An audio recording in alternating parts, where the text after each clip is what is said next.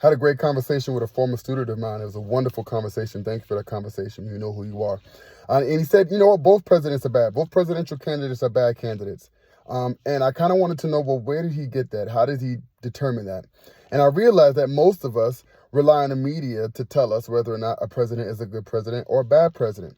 But we can determine what a good president is and a bad president is for ourselves. The way we go about doing that is finding out what a president does.